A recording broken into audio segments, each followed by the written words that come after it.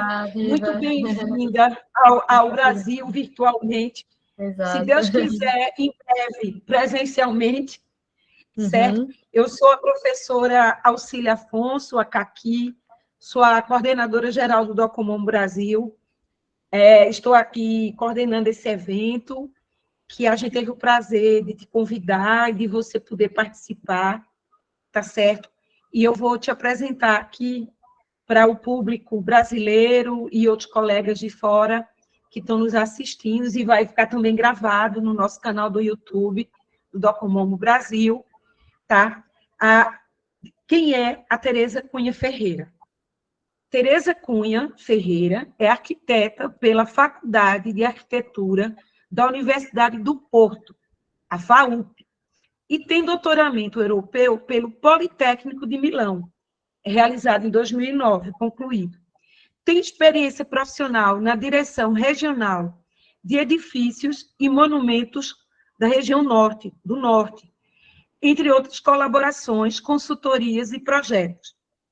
Desde 2007, desenvolve atividade docente no Politécnico de Milão, na Escola de Arquitetura da Universidade do Minho e também da Faculdade de Arquitetura e Urbanismo do Porto, desde 2012 até o presente momento.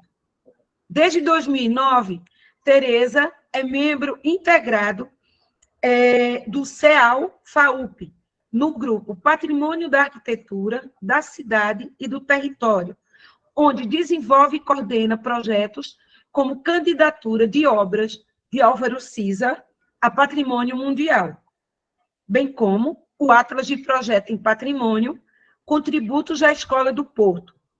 Também Keeping the Modern, Álvaro Siza, Piscina das Marés, junto com a Fundação Getty, entre outros. É coordenadora da Cátedra da Unesco, Patrimônio, Cidade e Paisagens, Gestão Sustentável, Conservação, Planejamento e Projeto da Universidade do Porto. Tereza, muito bem-vinda aqui ao nosso encontro sobre conservação do patrimônio moderno. Eu andei vendo suas coisas, investigando, e vi que você tem esse olhar sobre o patrimônio moderno português, e isso muito nos alegra, porque eu sou ex-aluna da ETSAB, da Tereza Rovira, do Hélio Pinhon, colega da Graça, da Maria Edith, e estou orientando o trabalho de um aluno aí do Porto, o Rui, e é muito bom essa parceria nossa, entre a Universidade Federal de Campina Grande, da qual eu sou, com o PPGH, que eu faço parte, programa de pós-graduação, e estando atualmente no Docomomo. Então, Tereza, vamos construir essas conexões. O Brasil está aberto para ti. Você, desde já, está convidada ao que precisar aqui em Recife, em Pernambuco, na Paraíba, em Campina Grande, as portas estão abertas, bem como para nossos colegas da rede. E agora contigo, Tereza, você tem 45 minutos para sua fala, tá joia? Ok, antes de mais, muito obrigada à professora Auxília pelas amáveis palavras e pelo convite para participar neste encontro tão importante e naturalmente também ao Docomomo Brasil. Eu vou, de facto, partilhar alguns trabalhos recentes que temos feito no património moderno, em particular a candidatura de obras de Álvaro Siza a Património Mundial e o projeto da Fundação Getty sobre a piscina de Marés. Então, a apresentação está estruturada nestas duas partes, como já referi, e a primeira tem a ver com este projeto, que é a candidatura de um conjunto de obras de Álvaro Siza à lista do Património Mundial. Eu penso que Álvaro Siza dispensa apresentações, tem obras no Brasil, em 4 continentes, em 16 países, tem mais de 19 doutoramentos honoris causa, mais de 100 prémios e continua a receber, ainda hoje em dia, continua a trabalhar, portanto, estão ali portanto, é de facto um arquiteto com um grande reconhecimento pela crítica internacional e ele próprio tem este desejo que a sua obra possa permanecer e ser um legado para as gerações futuras. Eu peço desculpa por ter a apresentação em inglês, apenas porque todos estes trabalhos que nós estamos a desenvolver são feitos em inglês, seja para a Unesco, seja para o Getty, e não tive de facto a oportunidade de fazer toda a tradução da informação. Portanto, neste projeto temos de facto estes também parceiros de arquitetos que estão a apoiar a candidatura de Álvaro Siza. É uma candidatura que já está na lista indicativa do Património Mundial desde 2017 e trata-se de uma candidatura serial. São candidaturas um pouco mais complexas do que uma candidatura tradicional, porque para além do dossiê de candidatura é necessário ter um plano de gestão individual para cada uma das obras que vão integrar a candidatura serial, assim como um plano de gestão conjunto de todas as obras, portanto um plano estratégico que no fundo liga todas as obras. Nós temos já 3 exemplos de candidaturas seriais do século XX na lista do Património Mundial, a obra de Corbusier, de Frank Lloyd Wright e também, mais recentemente, de Josep Plečnik, um arquiteto esloveno a trabalhar predominantemente na primeira metade do século XX. Quem está aqui presente saberá que para inscrever uma obra na lista do Património Mundial temos de cumprir com 3 pilares que nós vemos ali, que são os pilares do valor universal excepcional, que é cumprir pelo menos um dos 10 critérios definidos para a Unesco, para a inscrição na lista do Património Mundial, cumprir também com critérios de integridade e autenticidade das obras, e depois o terceiro pilar, também bastante importante, é o da proteção e gestão. Estou a introduzir para explicar depois porque é que fizemos determinadas escolhas de obras em função também destes pilares do valor universal excepcional. No caso do CISA, escolhemos os critérios 2, tem a ver com esta ideia do desenvolvimento e do intercâmbio de valores humanos e culturais, e o critério 4, que é o chamado critério tipológico, pela diversidade também de tipologias, de escalas e de funções que quisemos integrar nesta candidatura. Também saberão que para um dos também aspectos importantes em relação com os critérios é a definição de atributos, que são, no fundo, as qualidades distintivas e que vão determinar se ao longo do tempo o bem pode permanecer na lista do Património Mundial. E então, no caso do CISA, nós definimos estes 5 atributos, a ideia de que é uma arquitetura que responde a um contexto que não é só físico, mas também é sociocultural, esta dimensão intangível que também é muito importante na arquitetura moderna. Depois, tudo o que tem a ver com a integração de referências nas suas arquiteturas, que são, seja eruditas da história da arquitetura ou da história da arquitetura moderna, como também mais locais e vernaculares. A ideia de uma expressão também volumétrica e escultural, e eu creio que a Fundação Iberê Camargo é um bom exemplo, e as experiências espaciais orientadas pelo movimento, pela luz e pelos enfiamentos visuais, e por fim esta ideia da obra de arte total, em que tudo é desenhado, seja aos pormenores, o mobiliário e inclusive obras de arte que são integradas com os edifícios. O que nós tínhamos era, numa primeira fase, na lista indicativa, 18 obras inscritas na tal lista indicativa do Património Mundial, obras apenas em Portugal, e depois tendo em conta a experiência de candidaturas anteriores, a de Le Corbusier, que são 17 obras, e demorou cerca de 10 anos a ser inscrita na lista do Património Mundial, optámos, e também para cumprir com os 3 pilares do AUV, do Valor Universal Excepcional, optámos depois com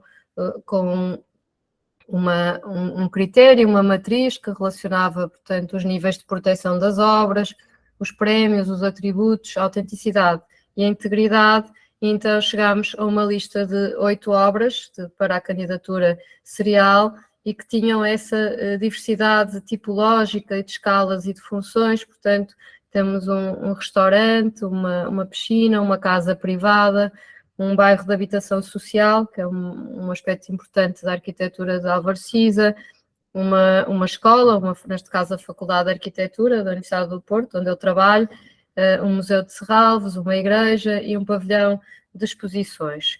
E também foram definidas um conjunto de obras chamadas as futuras extensões, que numa segunda fase poderão ser integradas nessa candidatura, e onde temos também a Fundação, neste caso nacionais e internacionais, e onde temos também a Fundação Iberê Camargo. Portanto, já introduzimos as obras e de que forma depois teremos de demonstrar como estes atributos estão de forma primária ou secundária expresso nas 8 obras selecionadas. Depois as questões de provar a integridade e a autenticidade. Vocês sabem que os formulários da Unesco são muito burocráticos e exigem respostas também muito, muito claras e objetivas sobre o estado de conservação das obras, sobre como é que elas foram restauradas, e é bastante interessante porque Álvaro Siza tem sido convidado a conservar as suas próprias obras, e é bastante pedagógica a sua abordagem. Ele tem, desde a sua primeira intervenção na Casa de Chá da Boa Nova em 1992, em que ele diz que teve ainda a tentação de corrigir ou até de alterar algumas coisas no projeto original, mas depois deu um passo atrás, porque percebeu que estava a restaurar a obra de outro arquiteto, que era o jovem Siza, o Siza de há 60 anos atrás, e que, portanto, tinha que respeitar a integridade do que lá estava, porque era uma obra coerente entre si. E diz que a partir daí, então, começou a perceber que quando estamos a fazer preservação, reabilitação, conservação, temos de resistir à tentação de deixar a assinatura do arquiteto e respeitar a integridade e fazer pequenas alterações e atualizações apenas onde necessário, e este é o espírito que ele teve na preservação das suas obras. Nós também colaboramos nesta questão com a Fundação Getty, do restauro do betão, do concreto, e tem sido um processo bastante interessante, aprendendo muito também com Álvaro Siza e podendo envolvê-lo em todo este processo. A sorte dele estar vivo e poder também participar. As questões da proteção e da gestão, as buffer zones, não é? Que permitem a gestão mais urbanística. Depois o sistema de gestão, que é um pouco complexo, que vai garantir a futura preservação e que envolve seja os proprietários, seja as prefeituras, seja os órgãos de tutela do património, de preservação, e depois tendo esta coordenação através de uma associação pela Faculdade de Arquitetura, assessorada pela sua Cátedra Unesco. Naturalmente, a análise comparativa para provar qual é a lacuna que nós vamos preencher na lista do Património Mundial, comparando com outros bens que já estão do século XX também na lista do Património Mundial, e, portanto, demonstrando aqui que Álvaro Siza vai dar um importante contributo, que para a segunda metade do século XX ainda não há nenhum conjunto de obras da segunda metade, e de um período de revisão crítica do movimento moderno e de uma abordagem mais contextualista, um contextualismo não imitativo, mas que respeita, de facto, esta dimensão dos lugares, ambiental, e também social. Portanto, as questões do estado de conservação e o próprio, como referi, o próprio CISA ser envolvido, aqui vemos a faculdade, ou a piscina de Marés, que teve uma obra recente que nós acompanhámos com o projeto da Fundação Getty, também a questão dos fatores que afetam as propriedades, portanto, os riscos, e claro que temos aqui questões que têm a ver com a pressão urbanística, imobiliária, mas também pressões ambientais e as alterações climáticas e depois outros riscos mais humanos. A Unesco agora exige que no novo formulário de 2021 há um novo capítulo para a participação e, portanto, a definição do que são os atributos e os valores e mesmo os planos de gestão não pode ser feito apenas por especialistas, de cima para baixo, mas as comunidades devem ser envolvidas desde os processos iniciais, no fundo, a identificação de quais são os atributos do AOV, e foi isso que nós fizemos, com uma série de inquéritos às comunidades, e perceber, usando metodologias já usadas por outros investigadores, perceber então quais eram os valores, quais eram os problemas e quais as sugestões que se poderiam trazer. Isto é a metodologia Imagine, que foi usada em Ballarat e noutros contextos nós usamos na nossa cátedra Unesco. E, portanto, vemos aqui os resultados depois para o bairro da Bolsa, quais são os atributos mais valorizados pelas comunidades, quais são os problemas que identificam, como o vandalismo, o problema das caixilharias, da térmica, como sugestões que possam ter para o futuro, equipamentos no espaço público, um parque infantil, portanto, algumas sugestões, e depois também a identificação de quais os atributos do AOV mais presentes na obra e, por fim, os valores, não é? Neste caso, o valor social, é um bairro de habitação social, foi o valor mais mencionado. Depois também conseguimos, através destes inquéritos, perceber dentro de cada edifício quais são os espaços mais significativos em cada obra, e temos também de mencionar que temos estes projetos financiados que nos ajudam também a ter aqui uma equipa grande a trabalhar em ambos estes projetos. Temos feito, de facto, uma pesquisa em arquivo bastante profunda, fizemos a documentação digital das obras por fotogrametria, pontualmente na piscina de Marés fizemos também por laser scanner. Estamos a fazer uma série de modelos didáticos das obras, que mostram o lado mais material e construtivo, que geralmente não é tão estudado na arquitetura de Álvaro Siza, e vemos então estes modelos também mais acessíveis para estudantes. Os pormenores de Álvaro Siza era professor de construção e tem uns desenhos muito bonitos, mas nem sempre fáceis de compreender pelos estudantes, e portanto aqui uma oportunidade de ter alguns modelos mais didáticos.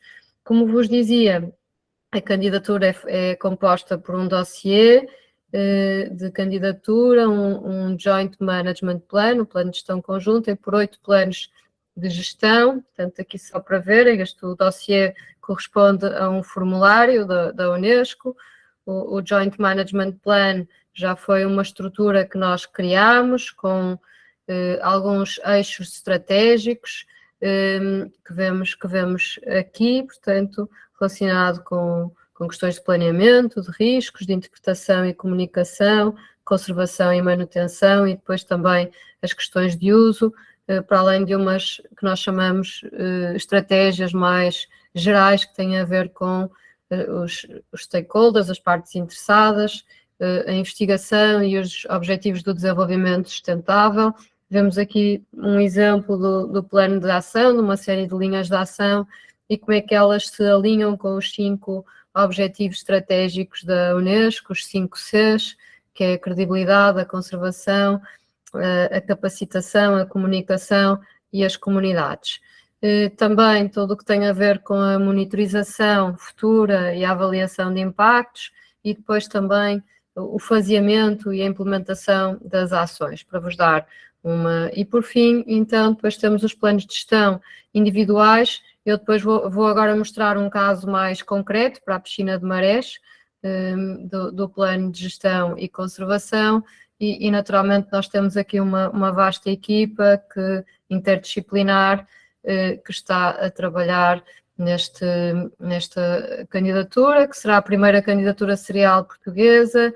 É de facto esta oportunidade de preencher uma lacuna da segunda metade do século XX. Também o facto de ser um arquiteto vivo e próximo também permite-nos debater esta ideia de património não como algo cristalizado no passado, mas algo que está em constante dinâmico e que está em interação com a sociedade, não é? Que é o suporte de memória das sociedades e, portanto, é de facto uma oportunidade interessante. O plano de gestão da piscina de Marés, que eu vou agora detalhar, a partir também, este plano conseguimos fazê-lo mais aprofundado a partir da bolsa da Fundação Getty, no programa Keeping It Modern. Para quem não conhece, é um programa que financia o desenvolvimento de planos de gestão e conservação, que já foram financiadas obras icónicas da arquitetura moderna, que vemos aqui.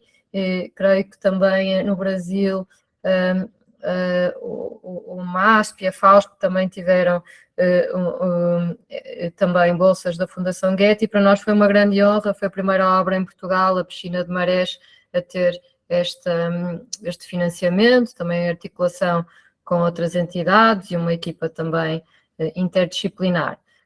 Nós, para este plano de gestão e conservação, seguimos então esta metodologia, o processo da Carta de Burra, que é usado pela Fundação Getty, que tem estes 6 passos: conhecer o lugar, avaliar o significado, avaliar a condição física do edifício e as suas vulnerabilidades, definir políticas de gestão e conservação e depois a implementação e a monitorização. Para além disso, tivemos uma estratégia desde o início muito participativa, portanto, acreditando numa abordagem baseada em valores, também defendida pela Unesco, e também com estratégias direcionadas para as comunidades. E, portanto, desde o início fizemos uma série de também entrevistas a diferentes atores, inquéritos, workshops com especialistas, com crianças, com estudantes, e análise das redes sociais. E no que respeita à análise do edifício, ela foi feita através de fontes documentais, publicadas, orais, e depois também levantamentos como dizia, layers a scanner e de anomalias e da construção, mas também uma série de ensaios não destrutivos ou semi-destrutivos que nos permitiram caracterizar melhor o edifício, em particular o estado de conservação do betão. Pronto, começando por este estudo do que era o lugar antes da construção da piscina, e que nos levou também a dar o título à exposição, Nenhum Sítio é Deserto, por um pouco a ideia do projeto se encontrar nas antigas poças da Praia de Lessa. Fizemos também um estudo sobre a evolução construtiva no tempo, e foi bastante interessante perceber que este projeto nunca foi pensado como um projeto único, mas foi o resultado, de facto, de sucessivas encomendas que foram sendo feitas ao arquiteto Cisa, primeiro um tanque, depois o segundo tanque das crianças, os balneários, o bar, e, portanto, podemos ver nesta planta que, de facto, este edifício é um palimpsesto moderno, que foi construído entre 1900 e projetado entre 1960 e 1973, e agora, mais recentemente, Cisa acaba por terminar, entre 2018 e 2021, não só fazer o restauro da sua própria obra, como também atualizar infraestruturas e terminar o projeto que nunca tinha sido terminado para Norte. Naturalmente, todo o estudo da revisão de literatura, tem uma obra muito popular na crítica, encontramos mais de 90 publicações em várias línguas. Também estivemos a estudar tudo o que são os escritos do CISA, conversas sobre a piscina de Marés, uma série de arquivos, para perceber de facto o estudo da obra, também da sua história da construção. É muito interessante este período ainda híbrido entre a construção tradicional e esta afirmação de uma tectónica mais moderna, perceber também na sua gênese como a separação entre calçados e descalços também foi bastante complexa, e depois então avaliar o significado cultural através também da percepção das comunidades, das entrevistas à Câmara e a quem gera diariamente o staff, os vários intervenientes, um encontro com especialistas, críticos internacionais, arquitetos e nacionais, sharing memories, os inquéritos, também perceber então o que eram os atributos, os problemas, o que mais gostavam, os problemas e as sugestões, um pouco na mesma metodologia que vimos para a candidatura de CISA. As crianças também geralmente desenham o que mais gostam, e também foi importante para perceber o que é que gostavam, e depois comparar os vários atores, com os estudantes também, perceber também o que era mais importante, e através também das redes sociais e dos posts também, quais os elementos mais importantes e que, portanto, deveriam ser valorizados. A comunidade virtual também hoje em dia tem um peso importante, e foi a partir daí também que fizemos uma matriz e definimos de facto os valores mais importantes e os atributos que deveriam guiar a futura conservação, assim como quais os espaços mais significativos do ponto de vista do seu significado, e que, portanto, teriam índices de tolerância à mudança também diferentes, e isso virá depois no plano de gestão e conservação. A partir daqui fizemos uma declaração de significado que então acaba por integrar os contributos das várias partes. Fizemos também esta exposição, que agora está na Fundação Calouste Gulbenkian em Lisboa. Temos um site, a quem interessar, que tem bastante informação sobre vídeos, documentação. Estes 3 livros também é o catálogo da exposição, sobre a piscina, e depois fizemos também este estudo sobre os princípios de projeto da piscina de Marés, inspirados num trabalho que tinha sido feito para a Ópera de Sydney, sobre os Hudson Design Principles, só que neste caso nós não nos sentimos confortáveis em sermos nós a definir quais eram os princípios de projeto da piscina de Marés, e então acabámos por fazer um trabalho a partir dos textos do CISA. O CISA tem textos muito claros, muito inteligentes, muito bonitos, uma escrita muito assertiva, e escreve muitos aforismos. Portanto, estes aforismos, a ideia está no sítio, os arquitetos não inventam nada, transformam a realidade, e, portanto, são uma série de frases que nós vamos ouvindo e que o CISA escreve: o tempo desenha a arquitetura, não é necessário destruir para transformar, e, portanto, seriam uma série de princípios que deveriam depois guiar a futura conservação da piscina, princípios fundamentais e depois princípios também específicos da piscina de Marés. Estes 8 princípios, mais um que tem a ver com a preservação, e, portanto, esta ideia da integração na paisagem, da geometria, das grandes linhas, dos percursos em zigue-zague, e do uso brutalista dos materiais, e, portanto, e também da recente intervenção. Portanto, sobre este tema aqui eu vou da avaliação do Estado e de conservação e do betão, eu vou acelerar um pouco, porque o professor Rui Povas vai também falar sobre isto amanhã, sobre esta questão mais da intervenção recente e do trabalho de inspeção e de reparação do betão. É um edifício com uma grande vulnerabilidade, não só pela erosão, pelos fenómenos de erosão costeira, decorrentes das alterações climáticas e da subida dos níveis das águas, que são cada vez mais frequentes, como também pela exposição aos cloretos, não é? E que aceleram os fenómenos de degradação. Portanto, fizemos uma série de ensaios que amanhã serão e que determinaram, apesar de tudo, o bom estado de conservação do betão, exceto algumas partes que tiveram que ser substituídas, como esta viga em consola.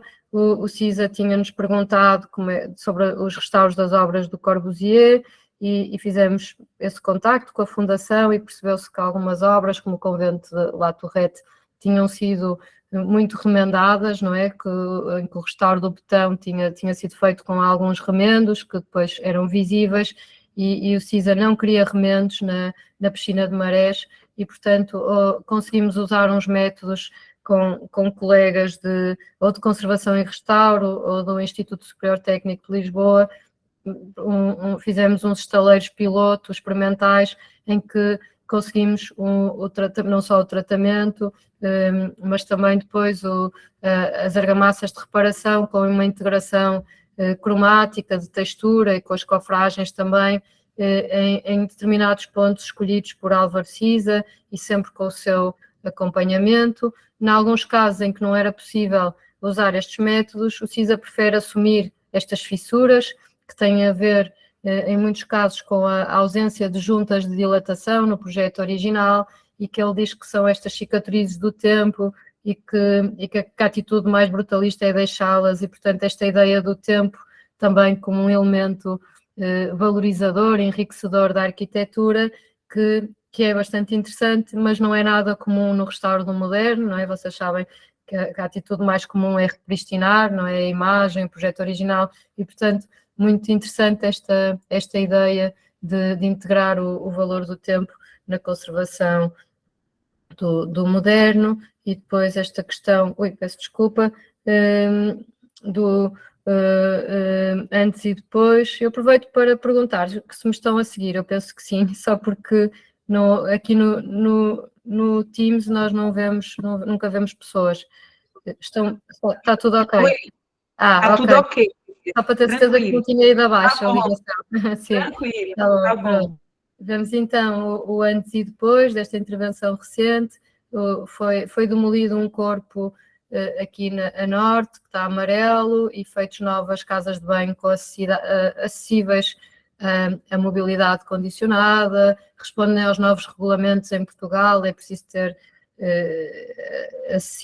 casas de banho acessíveis, mas também casas de banho dedicadas para os funcionários do bar e, portanto, também esta atualização que responde aos novos regulamentos, sempre tudo e as novas atualizações infraestrutural estavam obsoletas, as infraestruturas dos anos 60, foi necessário, de facto, refazer as tubagens e depois uma enorme atenção ao detalhe, e ao respeito porque eram os princípios do projeto originais. Passando agora então ao que são as políticas de intervenção, também temos estes 3 níveis de políticas, umas mais gerais, outras relacionadas com o sítio, de mais planeamento e riscos e paisagem, e outras de conservação, manutenção e uso. Eu passo muito rapidamente, relacionadas com os objetivos do desenvolvimento sustentável, com planeamento, com paisagem e proteção de vistas, com a questão dos riscos e também da adaptação às alterações climáticas e perceber de facto a evolução da subida do nível das águas e o seu impacto, o tolerance for change, portanto a tolerância à mudança, e depois tudo o que são as políticas mais de conservação e manutenção, que fizemos um estudo do que tinha sido a solução original do arquiteto Cisa, a solução do restauro recente, da conservação, para depois definir o que eram as ações de manutenção. Fizemos isso para cada um dos elementos construtivos, portanto, solução original, solução de reabilitação, para depois definir um plano de manutenção detalhado e também depois calendarizado, manuais mais ilustrados para os utilizadores, e estamos agora a trabalhar num plano de manutenção em BIM, com a criação de um gêmeo digital que vai permitir também uma manutenção e uma gestão em tempo real. E, portanto, temos aqui uma série de oportunidades, com um monumento nacional que está na lista indicativa de património mundial, tem o envolvimento do CISA na conservação recente, e depois também há alguns desafios, esta questão da exposição marítima e das alterações climáticas e da erosão costeira, e depois de algumas problemas que há sempre de gestão de recursos financeiros. Pronto, vamos então terminar. Eu tinha aqui um pequeno vídeo, não sei se consigo ainda mostrar, mas posso só dar um pequeno, que já é um pouco tarde, fizemos sobre o restauro, sobre a reabilitação recente da piscina de Marés.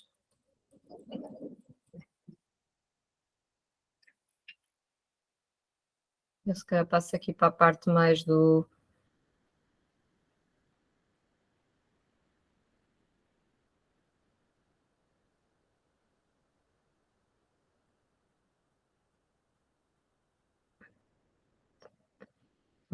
CISA, sempre a controlar tudo, a escolher as amostras de restauro do betão.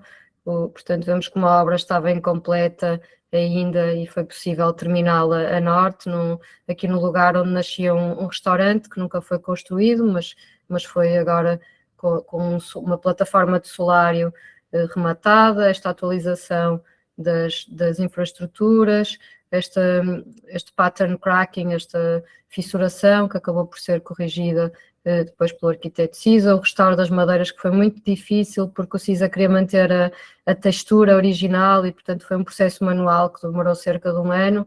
Esta madeira é uma madeira com mais de 150 anos, na sua origem já foi reutilizada de estaleiros e tinha estes veios e esta expressão que o CISA queria manter. Depois toda a questão do restauro das infraestruturas, as marés vivas, foi também um processo bastante exigente e que implicou depois a reconstrução dos muros dos tanques, das piscinas, este passadiço também, que já tinha a corrosão das armaduras e foi necessário reconstruí-lo, estes tubos em cobre com as novas infraestruturas também, a escolha dos provetos pelo CISA para o restauro do betão, o novo corpo, mas que segue os princípios originais.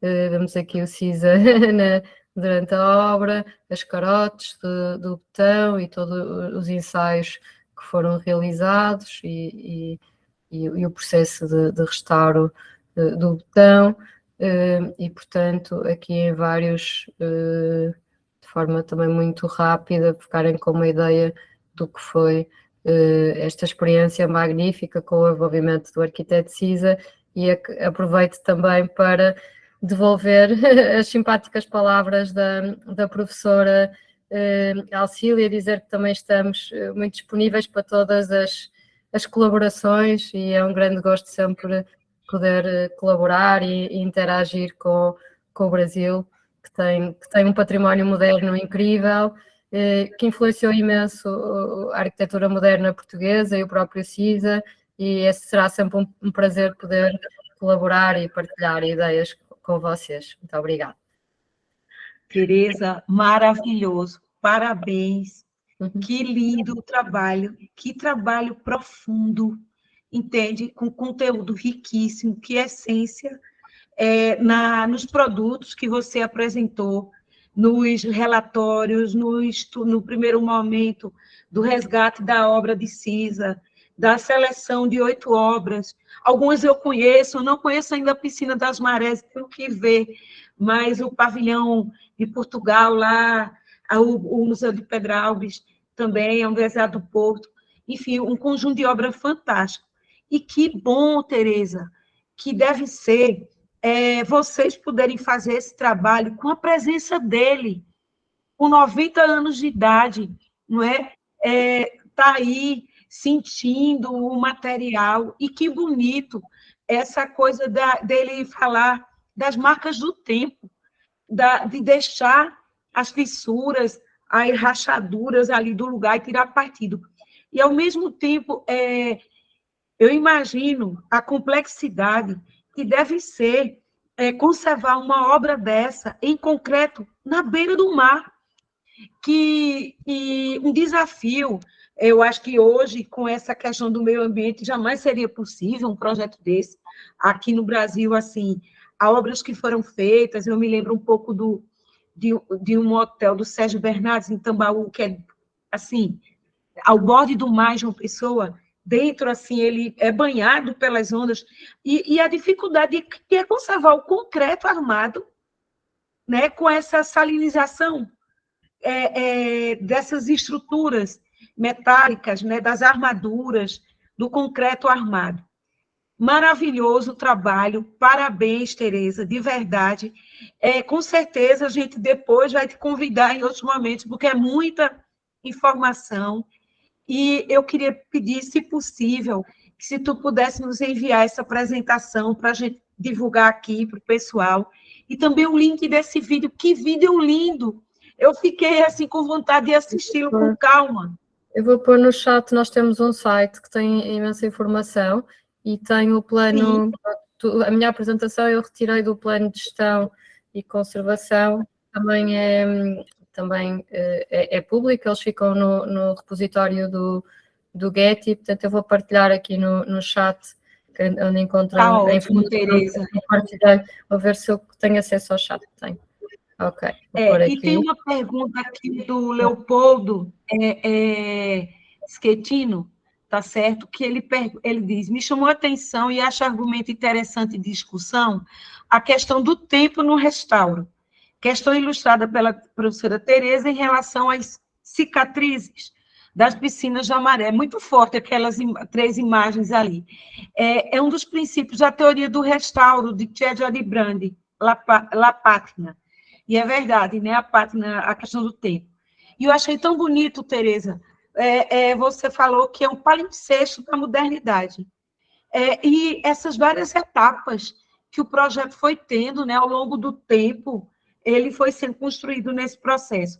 E o Leopoldo pergunta, queria saber como isso é encarado aqui no Brasil, onde nem sempre a aplicação dos princípios de restauro são dependentes da tecnologia, mas sim de questões culturais. Leopoldo, eu acho que a Tereza, no Brasil, não vai saber responder, né, porque a atuação dela é em Portugal, mas eu acho que ela pode também dar um ponto de vista dela sobre essa questão das pátinas, Tereza.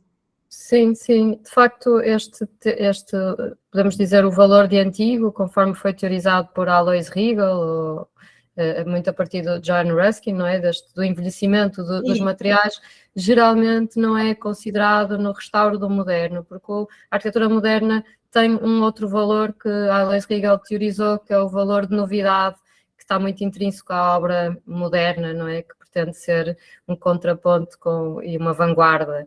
E, portanto, as obras icónicas, como a Ville Savoie e outras obras do Mies, foram sempre restauradas, segundo essa imagem do projeto original e não aceitando marcas do tempo no seu restauro. Contudo, tem havido aqui um processo interessante de teorização sobre o restauro do moderno, e a Pamela Jerome, por exemplo, que restaurou as obras do Frank Lloyd Wright, quando restaurou o Guggenheim de Nova Iorque, chegou à conclusão que na sua origem, no projeto original, o Guggenheim era amarelo e não era branco, como nós o conhecemos, portanto as fotografias eram a preto e branco, e gerou-se ali um debate sobre se devia pôr o Guggenheim amarelo, se devia manter o branco, porque fazia parte já da memória coletiva, e foi esta a opção do restauro, seguindo um conceito de autenticidade progressiva. E, portanto, esta ideia de que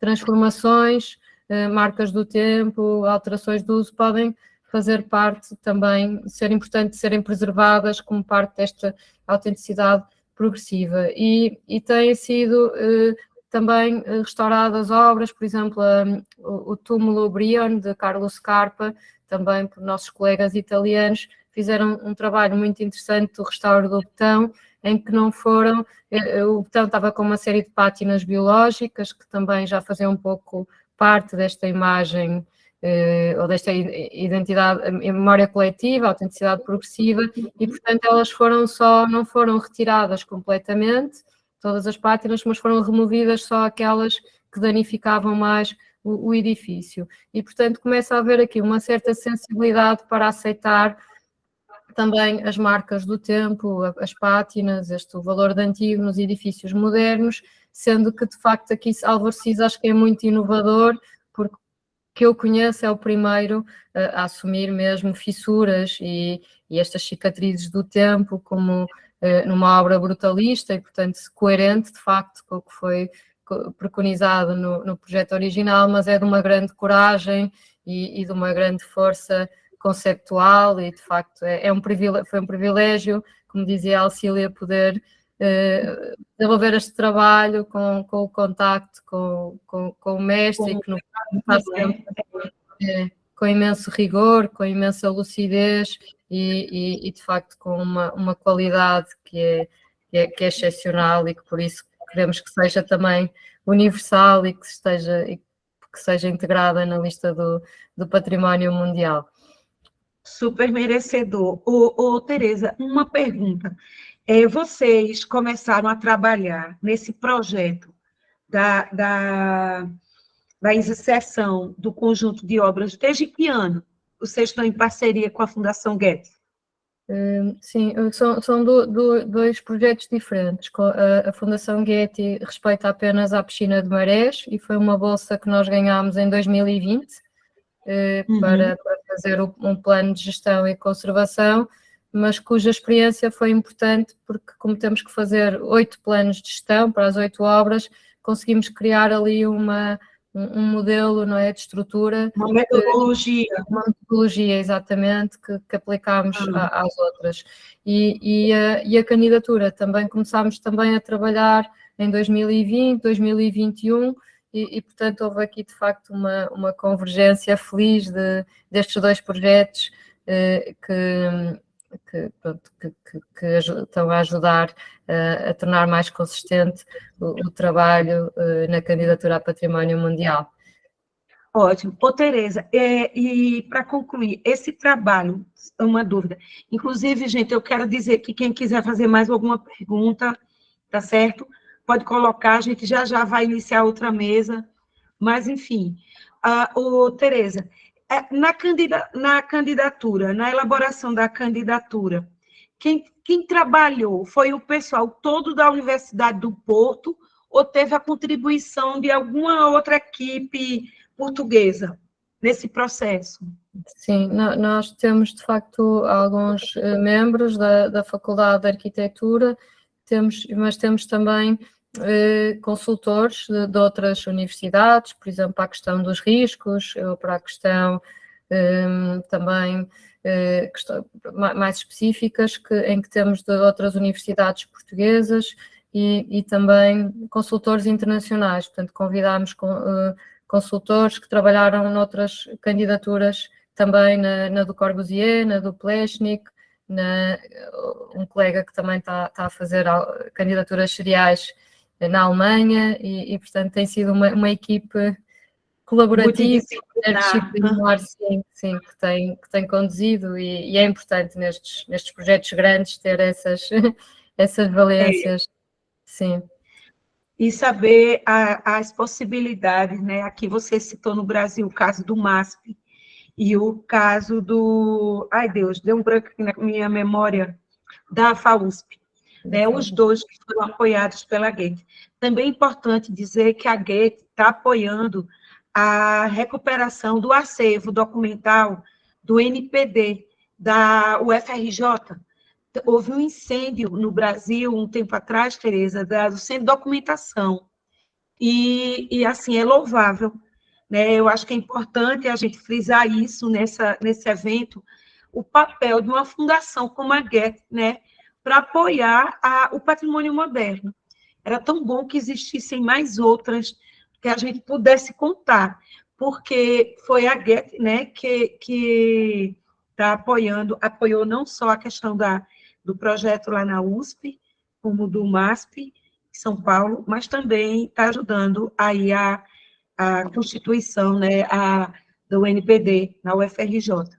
Tereza, muitíssimo obrigada. Com certeza, a gente convidar para outros momentos, para, assim, ter mais tempo para a gente ver mais coisas dessas obras. Eu fiquei com aquele gostinho de quero mais.